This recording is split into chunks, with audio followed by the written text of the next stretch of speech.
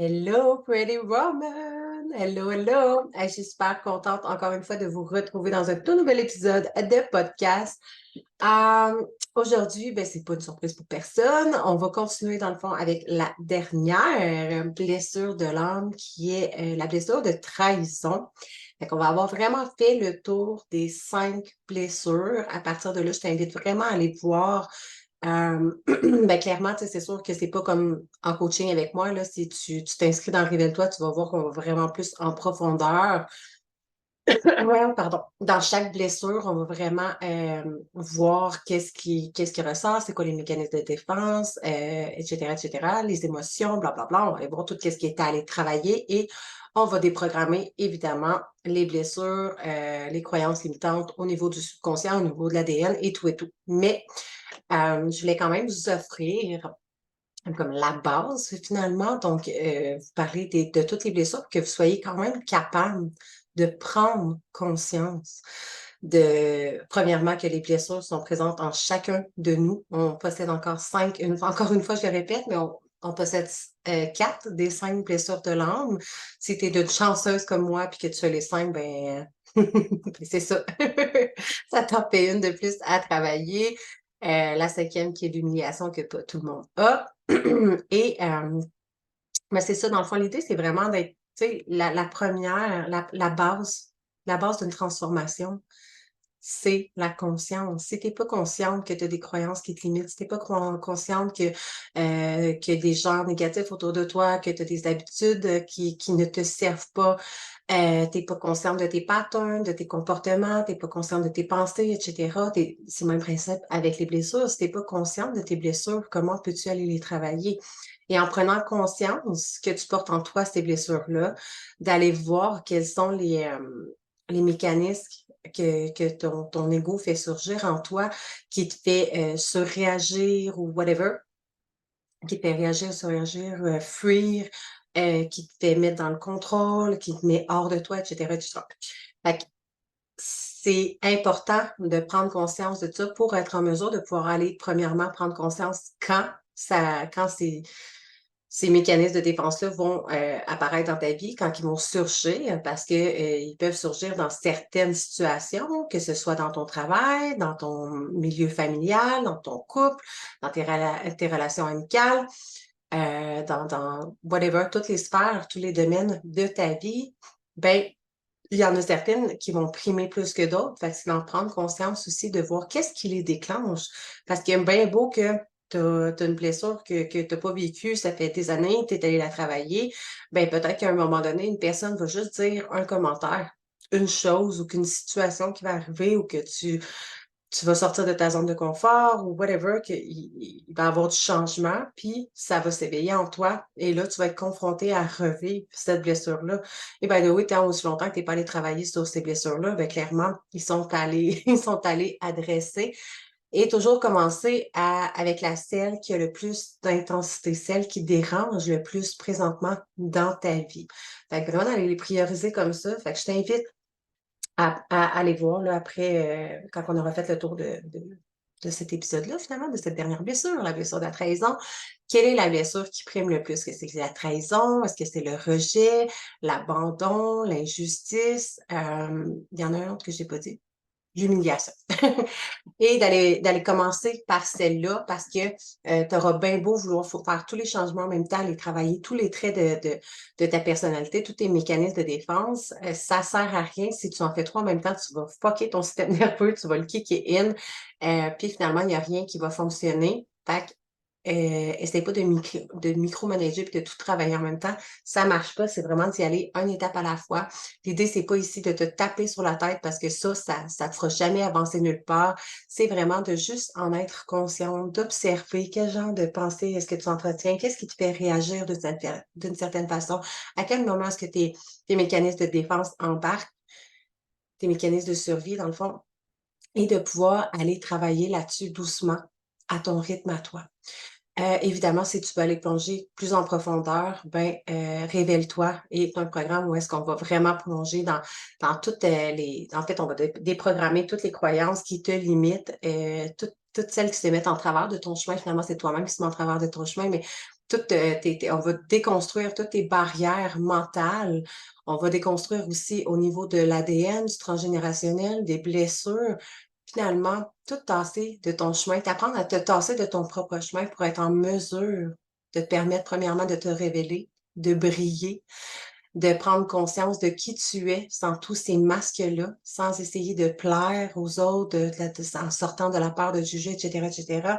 Et d'atteindre tes objectifs parce que justement, quand on a tellement tout le monde en a, là, by the way, là, à mon avis, tout le monde devrait faire mon programme de coaching, mais je cible une clientèle en particulier, donc des femmes, évidemment, puis les femmes qui sont ambitieuses, justement, qui vont vouloir investir en elles, puis qui vont faire le processus de transformation pour avoir des résultats concrets qui n'ont pas peur d'aller adresser leur pardon, d'aller prendre conscience de ce qui les limite, de ce qui les bloque, qui vont sortir du mode victimisation et qui vont faire ce qui est à faire, en fait, des actions nécessaires pour que leur vie puisse se transformer réellement.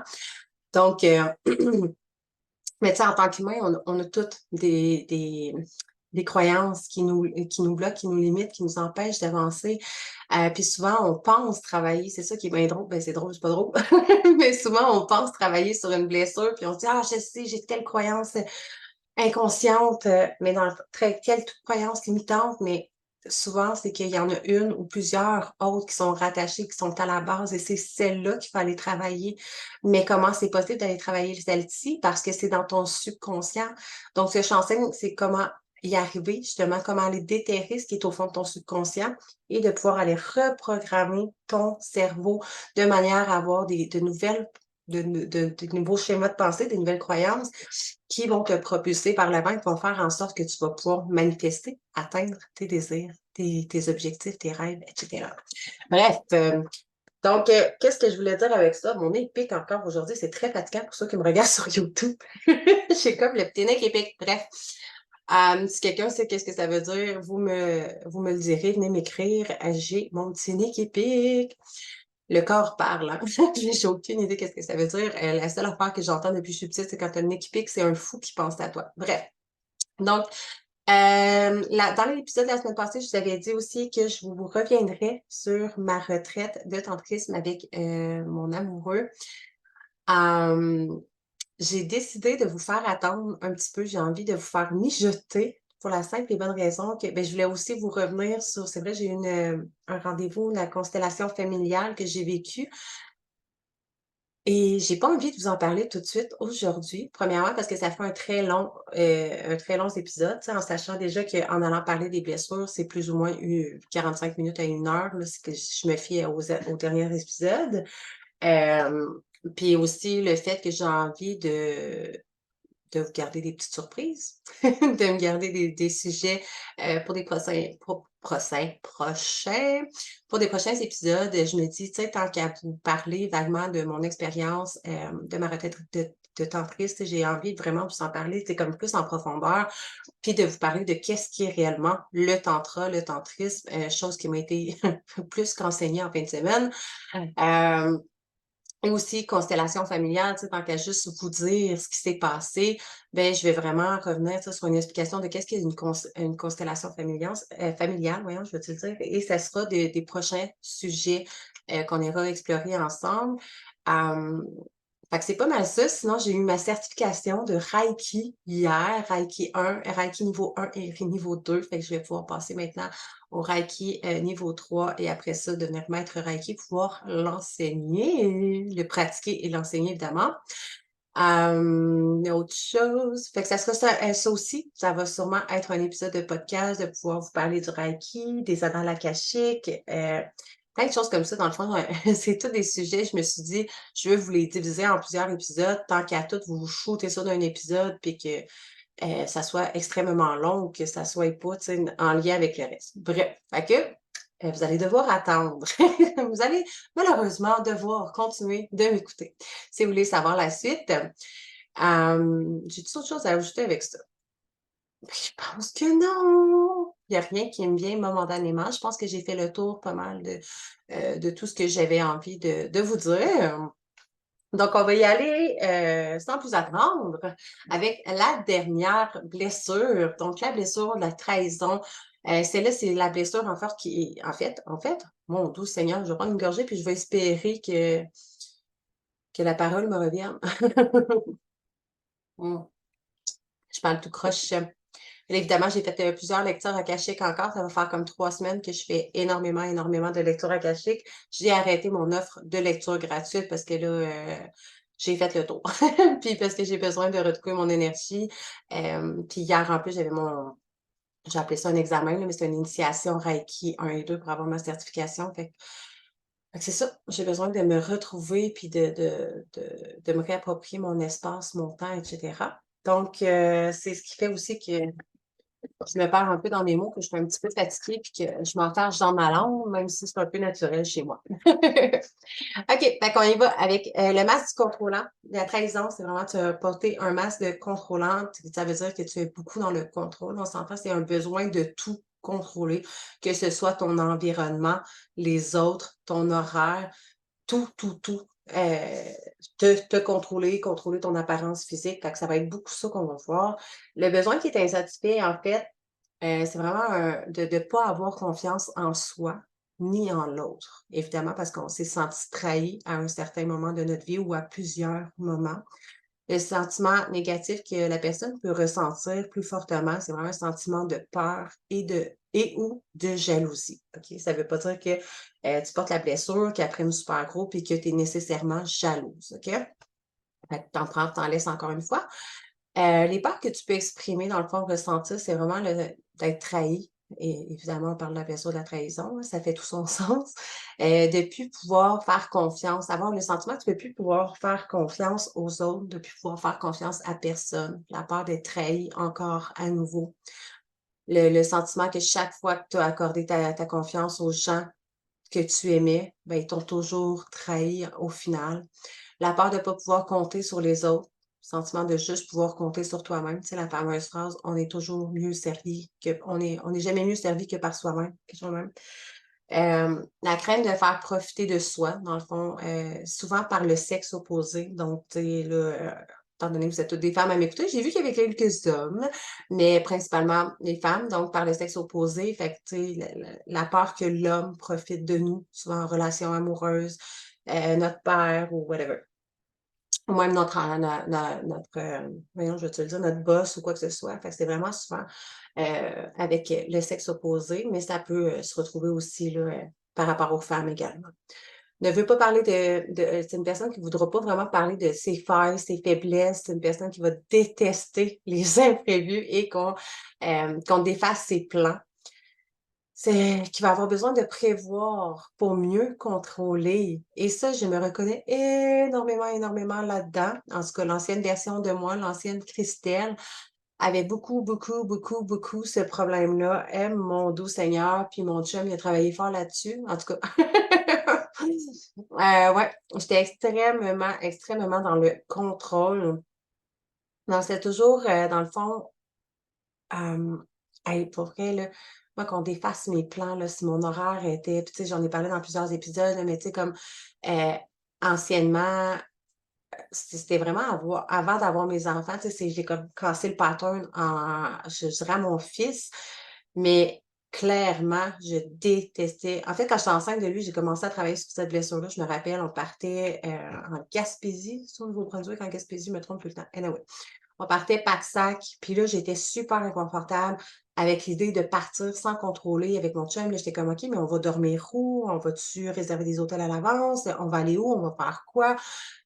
Puis tu sais, j'avais besoin de savoir, sachant que j'étais enceinte, que je pisse déjà aux 5 minutes quand je suis pas enceinte. Où est-ce que je vais pouvoir aller aux toilettes? Tu sais, comme j'avais besoin de tout savoir. Où qu'on va manger, on va whatever. Puis j'avais besoin, c'est ce besoin incontrôlable, en fait, de contrôler, de savoir. Puis là, mon chum était comme: «Ben non, on part à l'aventure, tu as pas besoin de tout savoir. C'est beau, tu sais, de se laisser surprendre par la vie», mais j'avais jamais fait ça, me laisser surprendre par la vie. Puis c'était hyper inconfortable pour moi. Fait que ça a été, ma première mésaventure à essayer. Suite à ça, dans le fond, je me rappelle aussi quand j'ai accouché de Lucas, mon garçon, mon horaire était hyper, hyper, hyper, hyper surchargé, hyper rempli et il y avait aucun blanc dans mon horaire, c'était surchargé, c'est vraiment gros dans le travail, travail, performance, contrôle, contrôle, contrôle, toujours en train de faire, faire plus. Et chaque fois qu'il y avait des imprévus, parce que veut pas des imprévus, le by the way, il y en a tout le temps, on va s'entendre là-dessus, là. Tu sais, même si tu ne laisses pas de place à ton horaire, il va toujours avoir des imprévus. Encore plus quand t'es parent, hein? Tes enfants qui tombent malades, que tu t'y attends pas, finalement, la garderie qui ferme, whatever, ce qui peut arriver. Il y a toujours des imprévus dans la vie et rien ne se passe de la manière dont on pensait que ça allait se passer. Fait que, j'étais souvent frustrée, finalement, en tant que generator aussi. J'étais rarement dans la satisfaction parce que, dans le fond, chaque fois qu'il y avait un imprévu, ben moi, il y avait pas d'espace dans mon horaire, fait que ça défaisait complètement mes plans. Bref, c'était très, énergivore, en fait. Fait que c'était vraiment quelque chose qu'il a fallu que j'aille travailler énormément, énormément là-dessus et vois-tu maintenant, j'ai passé du tout au tout à ne plus rien contrôler pantoute, à tomber pleinement dans l'énergie féminine où est-ce que, j'avais plus d'horaire, plus d'agenda, puis j'allais free for all. Fait que ça m'a pas réussi ça non plus, là. J'ai passé d'un extrême à un autre, mais d'aller vraiment trouver un équilibre là-dedans justement, puis d'arrêter de tu sais, plus tu vas arrêter de contrôler dans la vie, plus tu vas laisser de place à l'univers pour te présenter les plus belles situations, les plus beaux événements, les plus belles personnes, des connexions extraordinaires. Les opportunités, les possibilités sont derrière le contrôle. Bref, petite parenthèse. Fait que c'est ça, c'est quelque chose qui me parle beaucoup. Sinon, c'est une personne aussi qui déteste le mensonge, étant tu sais, ça vient avec la trahison, le sentiment de s'être fait mentir tellement de fois, de s'être fait trahir tellement de fois.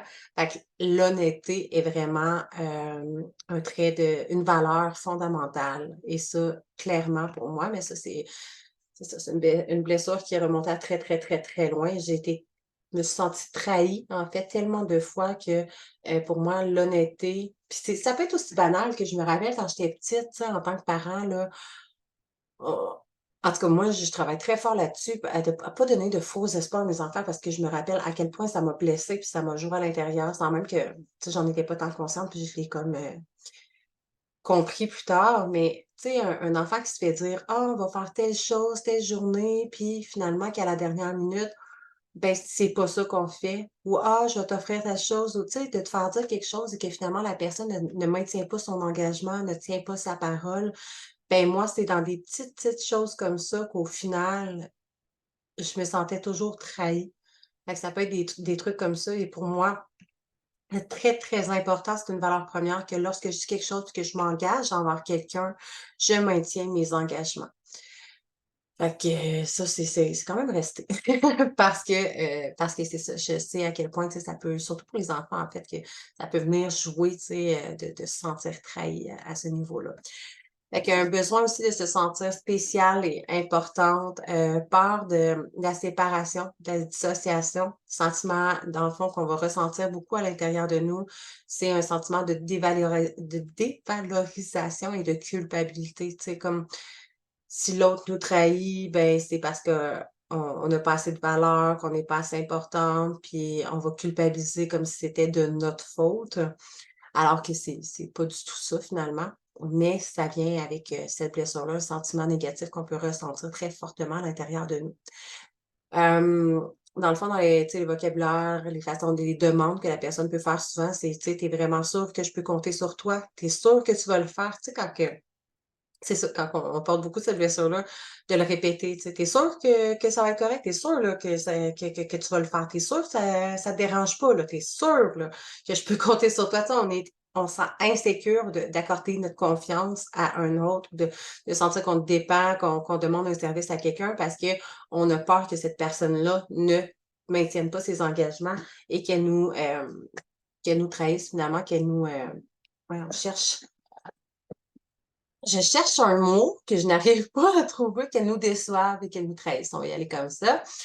Hem, souvent des termes aussi qu'on peut entendre beaucoup, c'est: «Ah, tu m'as menti, tu m'as trompé, je peux pas te faire confiance, je peux jamais compter sur toi, je peux juste compter sur moi». Fait que, tu sais, un type de vocabulaire. Aussi, qu'est-ce qui est très, très flagrant: «Laisse-moi faire, je sais, ah, je le savais». Tu sais, les personnes qui disent tout le temps ça, là. «Ah, je sais. Ah, je le savais. Ah, je te l'avais dit. J'avais raison». Beaucoup de: «Tu as compris?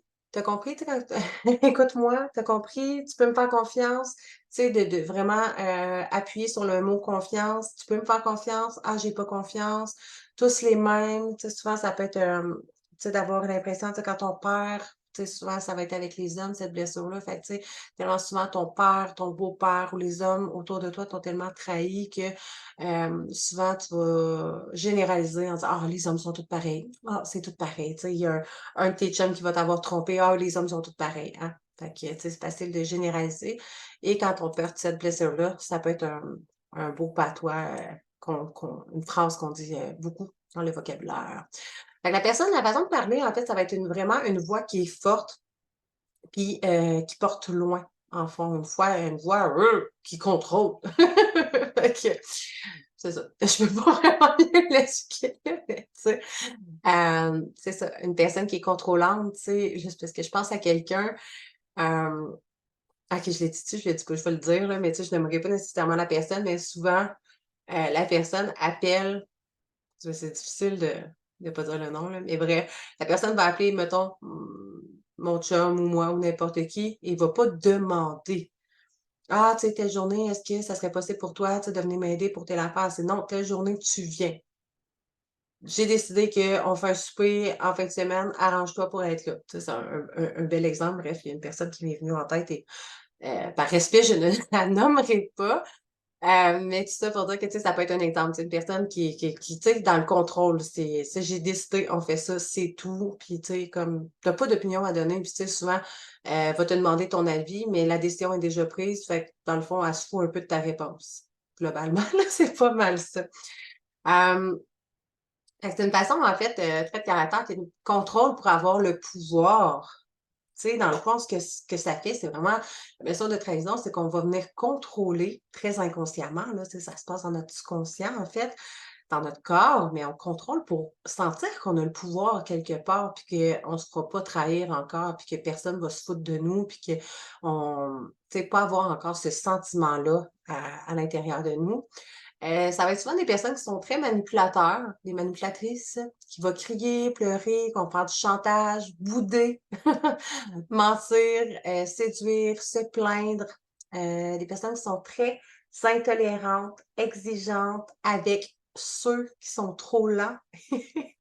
Excusez. Ça me fait penser à quelque chose et qui font pas comme lui, dans le fond, qui font pas comme elle. Et là, je te donne un exemple très concret, si jamais ça te parle. Mais je me rappelle à quel point j'étais impatiente. Moi et mon chum, on est comme 2 personnes complètement, ben là, de plus en plus, on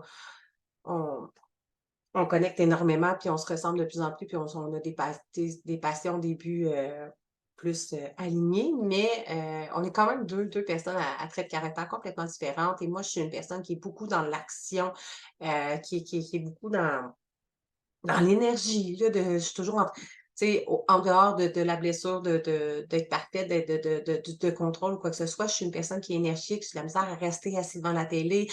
Pour moi, il faut que les choses bougent, faut que, tu sais, si j'écoute un film, ben, je vais être en train de faire une brassée de lavage, de faire le souper, tu sais, je fais quelque chose tout le temps, là. J'aime ça fait partie de moi, c'est dans ma nature et oui, bien évidemment, des fois, je prends des moments justement plus méditatif pour me détendre, pour prendre soin de moi, et cetera. Mais c'est dans ma nature d'être dans l'action, de faire les choses rapidement. Il y a quelque chose à faire, je le fais maintenant, je n'attends pas la semaine prochaine.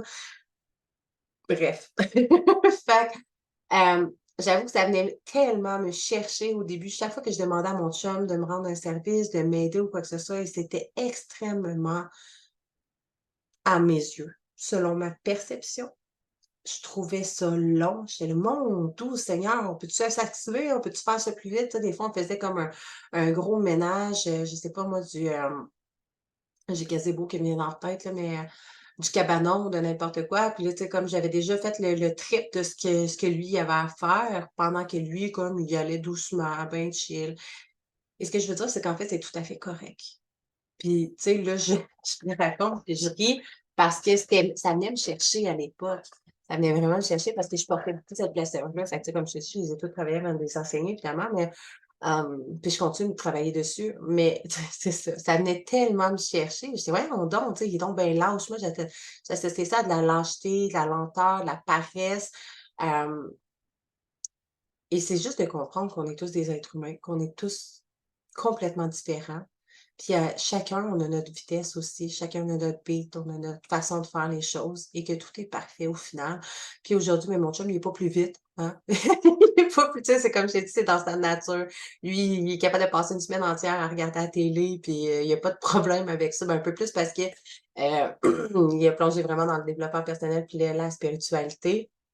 Fait qu'il travaille plus sur lui, puis il est moins dans la fuite dans la télé, mais il est très capable de le faire, tu sais, il y a pas de problème avec ça. Lui, tu sais, comme s'asseoir, rien faire, faire les choses tranquillement, puis tu sais, lui, tu sais, moi, les choses, faut que ça ait fait pour hier, puis lui, tu sais, si c'est fait dans 6 mois, comme ça me dérange pas. Fait qu'on mais j'ai appris à comprendre sa perception, à comprendre son rythme, puis que ça fait partie de lui, puis c'est correct. On est 2 personnes complètement différentes, mais on arrive à se compléter puis à se respecter surtout là-dedans. Fait que petite pensée à toi si jamais toi aussi, tu as ce trait-là, puis que justement tu as de la misère avec la lenteur des gens, mais rappelle-toi que tout est parfait au final. Les gens font les choses à leur façon, puis il y a pas de bonne, de mauvaise façon de faire. C'est pas parce que toi tu vas plus rapidement heu, que l'autre t'aide pas ou quoi que ce soit. En tout cas, whatever, tu comprends ce que je veux dire? Sinon, une personne aussi que si elle délègue, elle vérifie toujours que c'est fait à sa vitesse, à sa manière. Et ça fait partie vraiment des choses, c'est ça, qu'avec mon chum, tu sais, là, tu sais, j'avais besoin de beaucoup de tu sais, je l'ai vu beaucoup quand j'ai eu mes enfants aussi, puis là, j'essayais de déléguer, puis là, tout le monde était comme: «Ben, tu peux» tu sais, mon chum, il dit: «OK, mais qu'est-ce que tu veux que je fasse?» Puis là, comme: «Ben, aide-moi avec le lavage». Mais tu sais, il pliait le lavage, puis Ugh!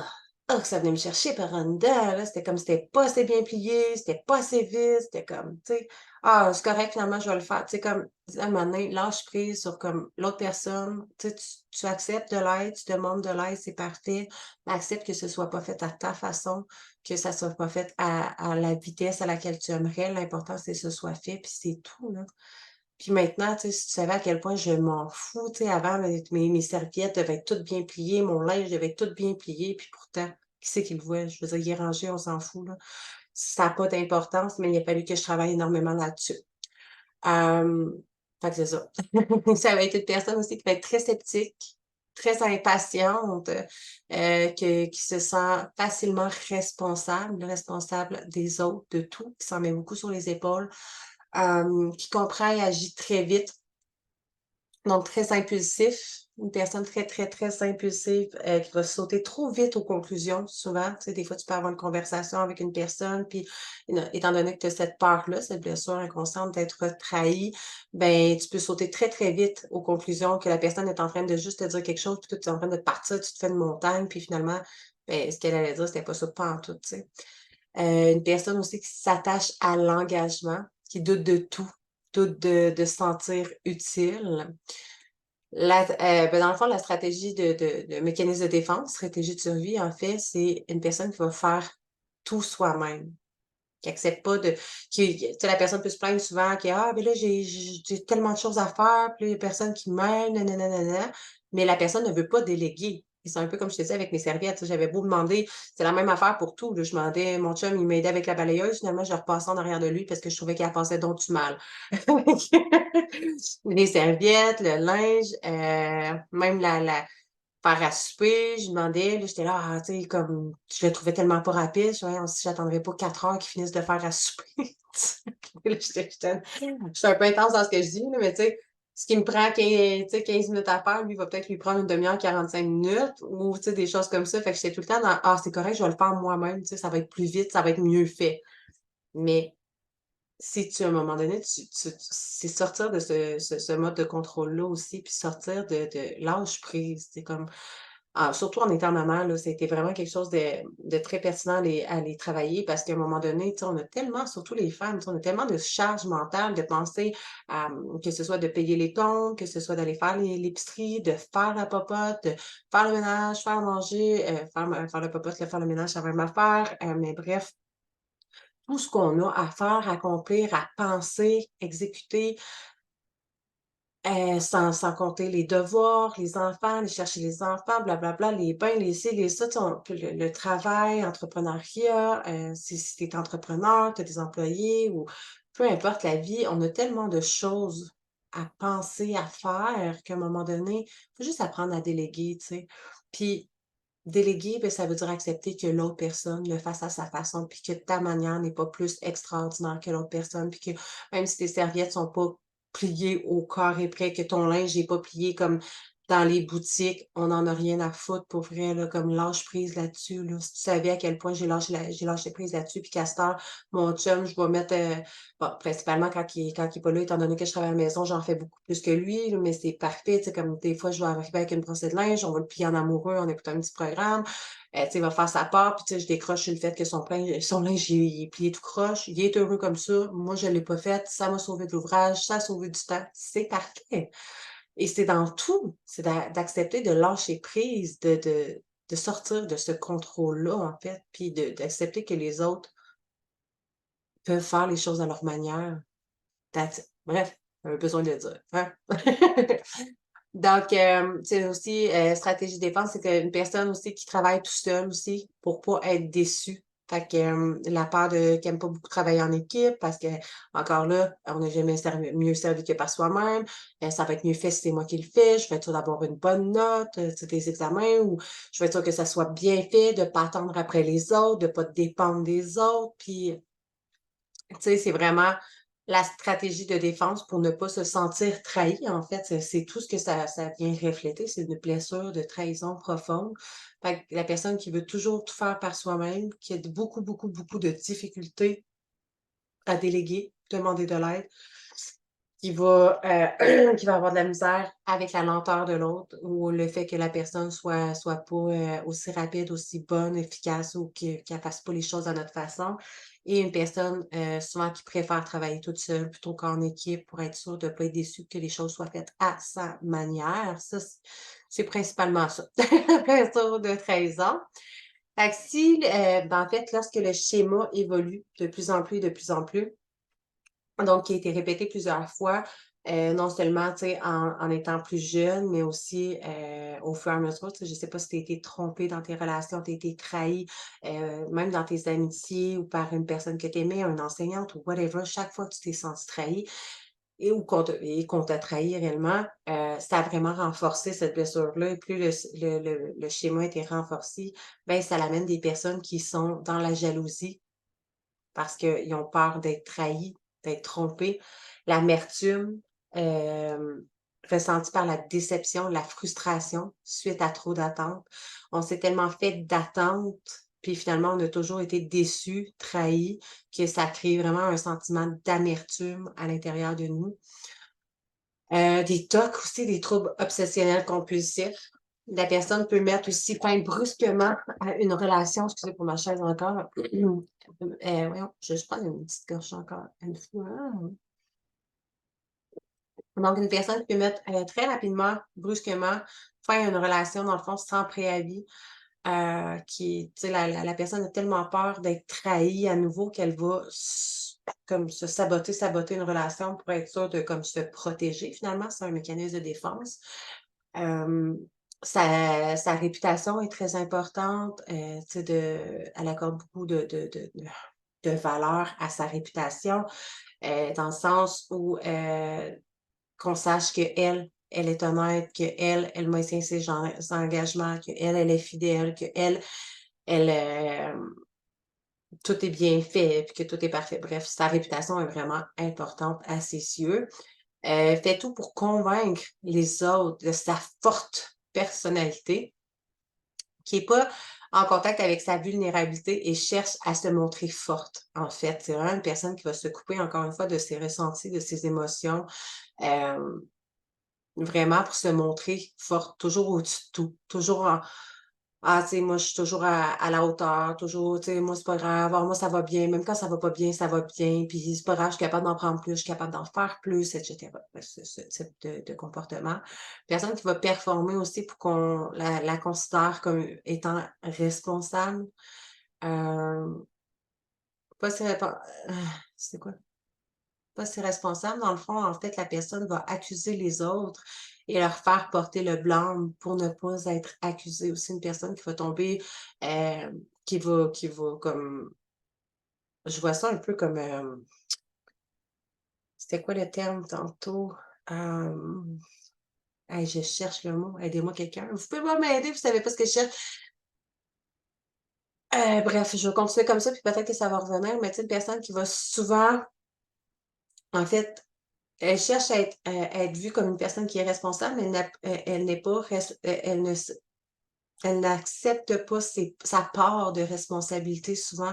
Elle va accuser les autres pour justifier ce qu'elle n'a pas nécessairement bien fait ou quoi que ce soit, pour ne pas être accusée, dans le fond. C'est une façon de se protéger par peur d'être trahie, adviendrait quoi que ce soit et de mettre tout le blâme sur les autres. Manipulation, tu sais, qui va manipuler un peu puis de: «Ah ben non, c'est pas moi qui ai fait ça. Ben non, c'est elle. Ben non, hey, moi franchement, tu sais bien que je ferais jamais ça comme ça» ou des trucs comme ça. Bref, une personne qui va se montrer aussi très indépendante pour ne pas montrer sa peur d'être abandonnée, trahie et ou trahie. Donc une personne qui a l'air très, très indépendante, mais qui au fond d'elle est très insécure parce qu'elle a toujours cette peur-là d'être abandonnée ou trahie à nouveau par les gens qu'elle aime. Fait qu'il va accorder très, très difficilement sa confiance aux autres.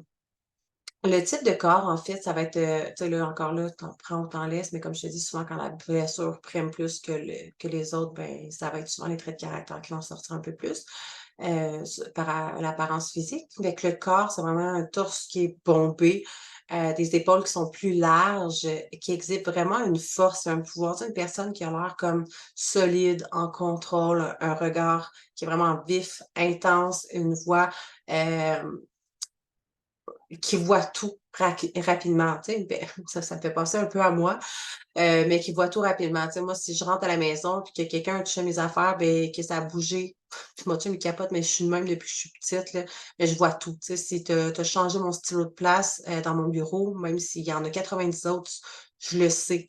Tu sais, si tu as bougé une affaire de place dans la maison, je le sais, je le vois. Tu sais, ma mère, elle virait folle, elle était: «Sérieux, tu remarques tout?» Mais tu sais, c'est un peu ça, tu sais, la personne, elle a le regard un regard vif, en fait, qui voit tout, tu sais? Pour être justement dans le contrôle encore plus, mais c'est très inconscient. Donc le comportement, façon de bouger, marcher, s'habiller, de manger, c'est une personne qui marche, tu sais, vraiment avec une fière allure, tu sais, comme on l'a dit, le torse bombé, les épaules, tu sais, larges, qui exhibe vraiment, sa force, son pouvoir, puis qui marche d'une façon, tu sais: «Regardez-moi».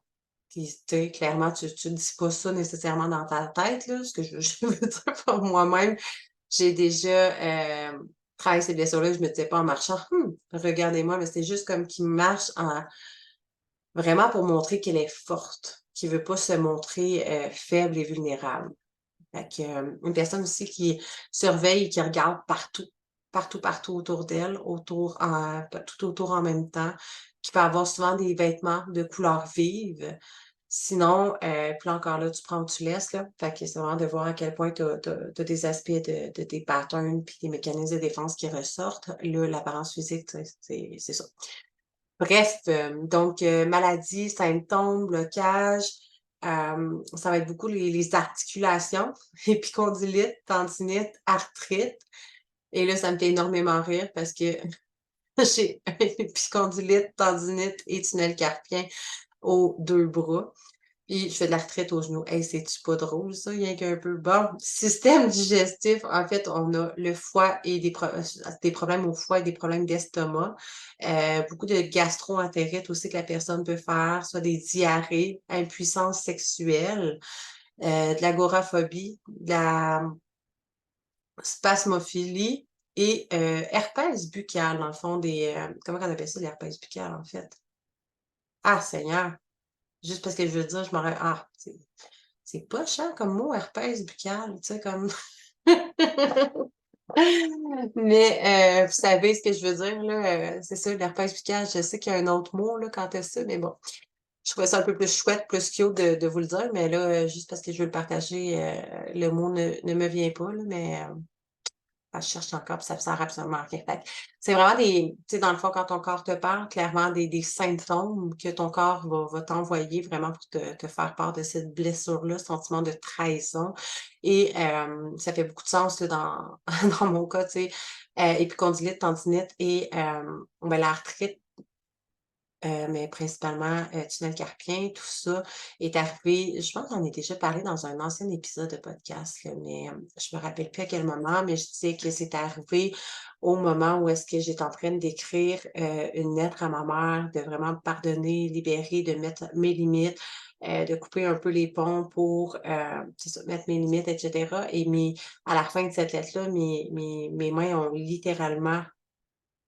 j'allais dire pendu, mais ils ont lâché et c'est à partir de là que j'essayais d'aller travailler, mais c'était époustouflant. C'est la même le même moment, la même nuit. C'est vraiment, en fait, énergétiquement, c'est comme tellement d'énergie, de frustration, de sentiments de trahison, de blessures qui étaient à l'intérieur, à ces endroits-là, tu sais, dans les poignets, dans les bras, puis tout. Souvent, on retrouve les blessures en lien avec la mère et il y a aussi avec le père, mais à ce moment-là, c'est ça, c'est mes bras, ils ont littéralement lâché, hem, parce que c'est comme si toute cette énergie-là que j'accumulais depuis tellement de temps, là, je venais de tout lâcher, de faire la paix avec ça et là, ça a lâché et moi mes bras ont lâché. En fait, c'est ce qu'on m'expliquait, vraiment de manière dans l'énergétique. Je me rappelle plus si c'était dans le groupe, dans mon groupe Wake Up ou ici que j'en avais parlé là, mais bref, fait que c'est ça peut être, beaucoup, c'est ça, ça fait du sens à ce moment-là et c'était beaucoup par des blessures de trahison, mais je te dirais qu'en lien avec mes parents, tu sais, c'est ça, il y avait comme toutes les blessures qui se sont laissées aller. Puis là, c'est mes poignets en fait, puis le personne je fais des sons là, mais j'imagine que tu me comprends, mais tout a lâché. Fait que c'est ça, tu sais, des fois, souvent, notre corps nous envoie des messages à travers les mots, les douleurs, les blessures, les malaises, maladies et cetera, mais parfois, lorsqu'on laisse aller aussi des choses, des traumas, des blessures, des émotions, ben c'était tellement emmagasiné, cristallisé dans notre corps depuis tellement longtemps que ça faisait comme, des blocages énergétiques. Puis quand on lâche, ben, ça peut venir créer des douleurs, justement, comme moi. Ça crée vraiment les conddylites, tendinites et tunnel carpien et 2 bras. Fait que, petite, parenthèse, pour t'expliquer, tu sais, des fois, oui, c'est dans des signes de des choses qu'on a à aller guérir, qu'on a besoin d'aller adresser, des blessures et cetera, mais c'est aussi parfois des choses qu'on a libérées qui sont allées guérir plus énergétiquement. Donc, sinon, qu'est-ce qu'il me reste à dire? Ouais, la blessure, c'est vrai, on n'a pas vu encore, mais l'éveil de la blessure, en fait, c'est vraiment entre l'âge de 2 ans et 4 ans.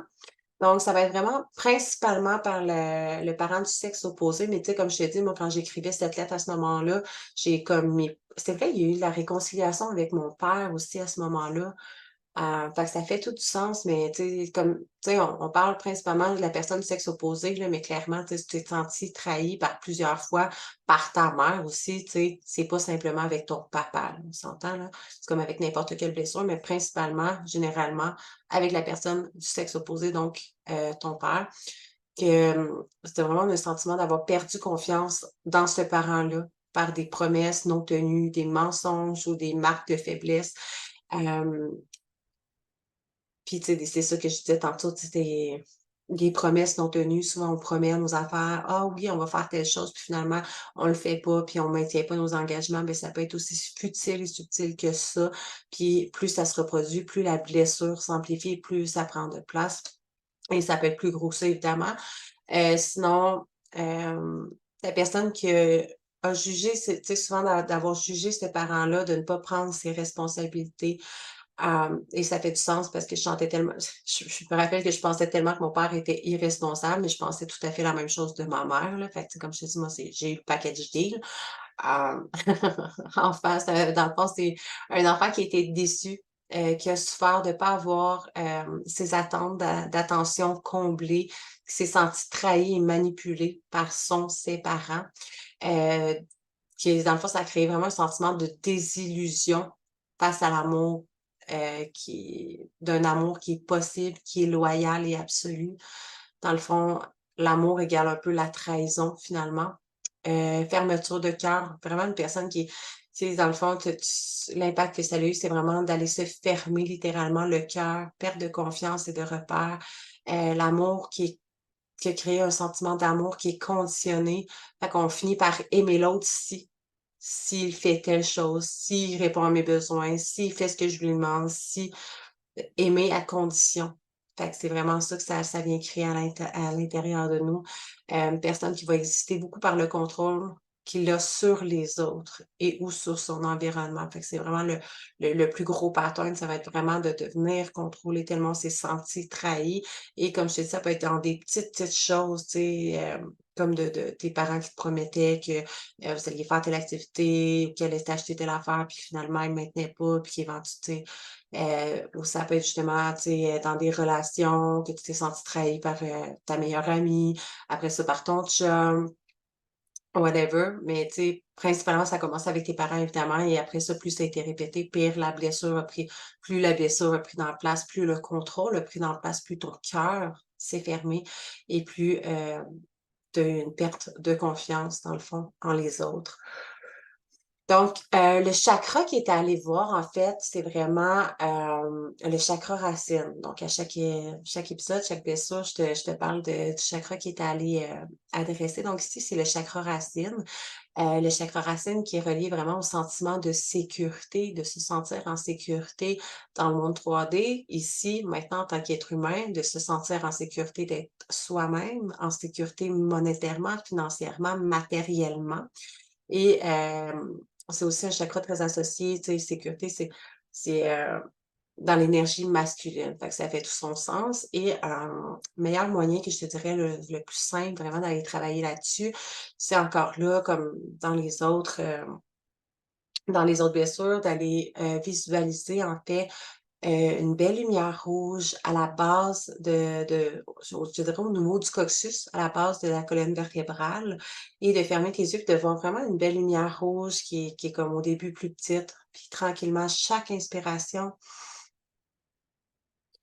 tu sais, tu vois comme une boule de feu rouge là, qui chaque fois que tu inspires, elle grossit, elle grandit. Chaque fois que tu expires, tu laisses aller vraiment toutes les émotions en lien avec, la trahison, avec, le sentiment de pas t'être senti, aimé à ta juste valeur, toutes les fois que tu t'es senti trompé et cetera. Fait vraiment inspire et laisse grossir la lumière et chaque fois que tu expires, tu expulses tout qui est négatif, tout ce qui a besoin d'être libéré finalement. L'important, c'est vraiment de focaliser sur la lumière qui prend expansion, qui prend expansion, qui prend expansion et qui grandit, qui finit par tout le bas de ton corps et même ton corps au grand complet. C'est un exercice que tu peux faire très facilement. Ça a l'air très simple et ça l'est, mais ne ne sous-estime jamais les exercices les plus simples, sincèrement. Hem, j'ai fini par comprendre avec le temps, avec l'expérience que ça a pas besoin d'être compliqué. Puis dans les choses les plus simples sont les plus extraordinaires. Bref, ça va être ça. Fait que c'est ça. Tu peux aussi, encore aller porter des vêtements rouges pour travailler cette blessure-là, des bijoux rouges, des pierres précieuses rouges, tout ce qui est en lien avec la couleur rouge. Tu peux aussi écouter des mantras. Mantras, tu vas sur Google, YouTube, en fait, mantra, chakra, voyons, c'est lequel? Racine. J'avais une petite minute. Des hertz, chakra racine, tout ça sur YouTube. Bref, il y a énormément d'autres façons d'aller travailler ça, mais tu sais, principalement, c'en est déjà, qui fonctionnent très, très bien, là, que je peux te livrer en épisode de podcast et non en coaching. Puis même dans mon coaching, je vais le suggérer quand même et qu'est-ce que j'allais dire aussi? Dans les huiles essentielles aussi, tu peux taper, sur Google, dans le fond, huile essentielle, chakra racine, ça va te sortir des huiles essentielles. Fait que, globalement, pour cette blessure-là, c'est pas mal ça. Fait que le but, en fait, c'est vraiment pour aller guérir cette blessure-là, c'est vraiment d'aller te réconcilier avec l'amour de soi, l'amour de soi et inconditionnel aussi de l'autre.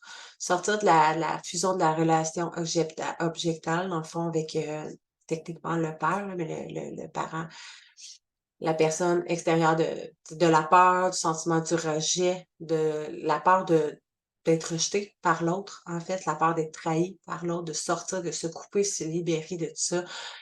Développer vraiment la confiance en soi et aussi en l'autre, de comprendre que, de faire la paix avec le passé, d'aller comprendre que c'est pas parce qu'on t'a déjà trahi, c'est pas parce qu'on t'a déjà trompé que tout le monde est comme ça, puis que ça va toujours être comme ça. Mais plus tu vas te faire confiance, plus tu vas accepter d'ouvrir ton cœur, de faire confiance aux autres tranquillement, ben plus ça va aller travailler cette blessure-là, justement, que tu vas pouvoir t'en libérer, puis plus tu vas comprendre, tu vas réaliser qu'en fait, hem, tu t'es créé comme une espèce d'armure pour rien parce que tout le monde ne va pas te tu sais, les gens qui t'aiment, je dis pas que tes parents t'ont pas aimé ou que toutes les personnes qui t'ont trahi ne t'ont pas aimé, mais hem, je veux dire, en fait, que ça veut pas dire que ça réarrivera jamais, mais principalement, plus tu vas ouvrir ton cœur, plus tu vas laisser place à vivre des émotions extraordinaires, puis que non, pas tout le monde va te trahir. Puis peut-être que oui, que ça va arriver encore, mais c'est pas grave parce que tu as toujours quelque chose à tirer de chaque relation, même si tu te sens trahi d'une certaine façon. Cette relation-là avait quelque chose d'extraordinaire à t'apporter, puis tu avais des choses à aller travailler avant d'être libéré, tout simplement.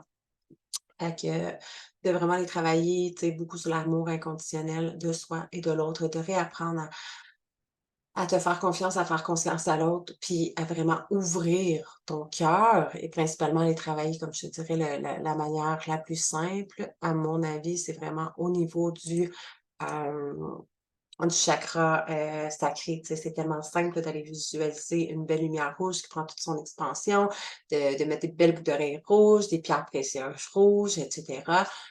C'est simple, mais les choses les plus simples sont les plus extraordinaires et celles qui fonctionnent le mieux selon vraiment de tout ce que dans tout ce que j'en ai testé des choses, j'en ai eu des formations, puis honnêtement, c'est toujours dans le plus simple, les gens ça veulent toujours se compliquer la vie, puis on a toujours besoin que ça soit compliqué pour se donner l'impression que ça peut fonctionner, puis que ça peut être parfait, mais au final, plus c'est simple, plus c'est parfait, plus ça fonctionne.